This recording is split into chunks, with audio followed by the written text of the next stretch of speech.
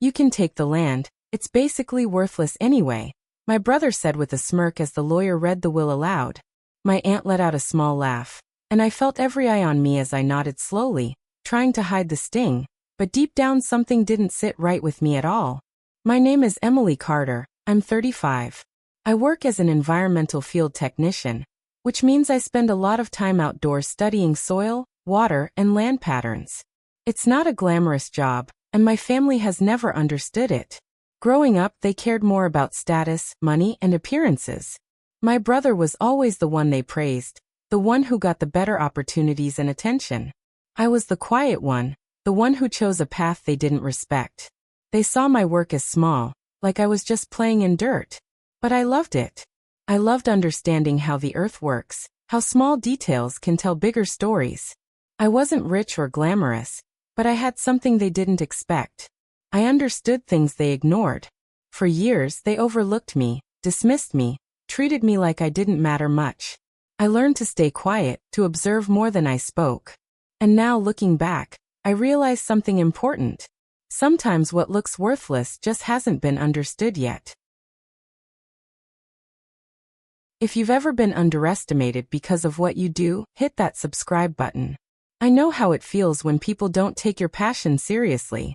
Have they ever laughed at your work or made you feel small for what you love? Tell me in the comments. Your story matters. Click hype and let's dive into this. We were all gathered in a quiet office for the will reading after my uncle passed away. The room smelled like old paper and polished wood, and the silence felt heavy. The lawyer read everything carefully.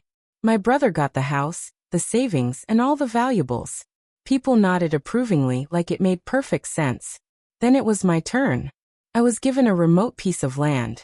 The lawyer described it briefly, but my family didn't even try to hide their reactions. "Maybe you can plant trees out there," someone joked. Another voice added, "Fits your little outdoor hobby." A few quiet laughs followed. I felt my face heat up, but I kept my expression neutral. I signed the papers without saying much. After the meeting, my family gathered around my brother, congratulating him like he had achieved something great. I slipped away quietly. A few days later, curiosity pulled me to the land. It was far out, quiet, untouched. The air smelled fresh, and the ground felt different under my boots. I started walking, observing. The soil had unusual colors, and the rock formations didn't match what I expected. I crouched down, picking up small samples. My training kicked in. Something wasn't right. Or maybe it was too right. I spent hours there, taking notes, collecting samples. When I got the first test results back, my hands shook. The data suggest what they didn't know was that this was exactly my field. Years of studying soil and minerals had trained my eyes to notice patterns others missed. I could see potential where others saw nothing. The land wasn't random. It showed signs of valuable deposits beneath the surface. I had access to testing labs through my work, and I used that quietly.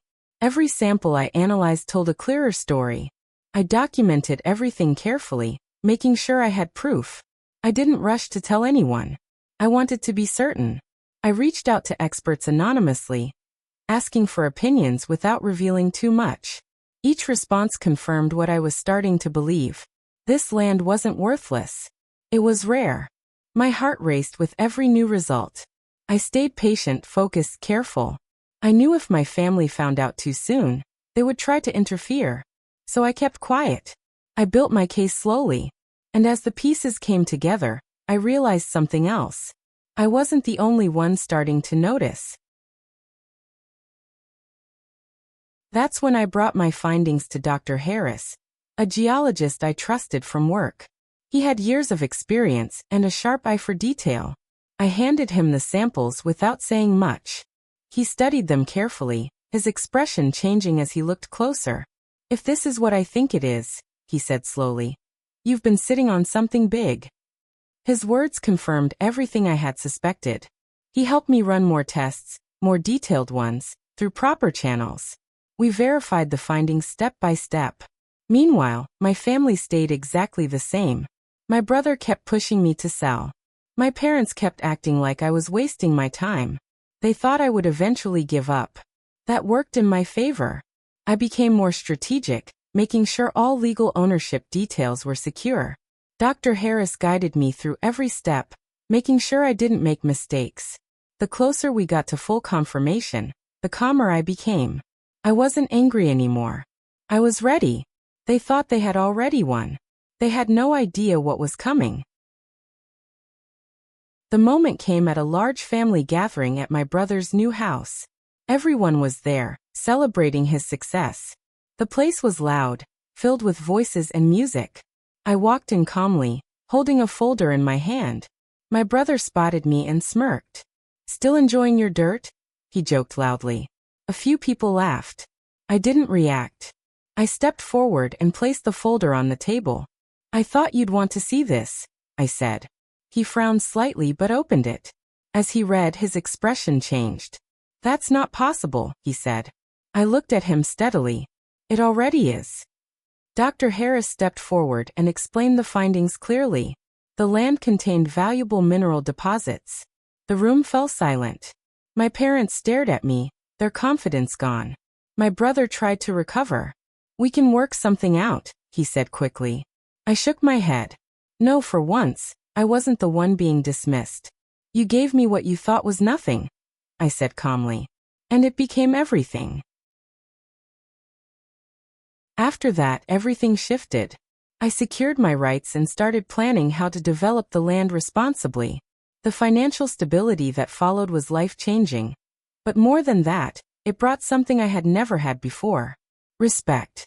My family tried to reconnect, speaking softer, acting differently. But the trust was gone. I kept my distance, focusing on my work and my own life.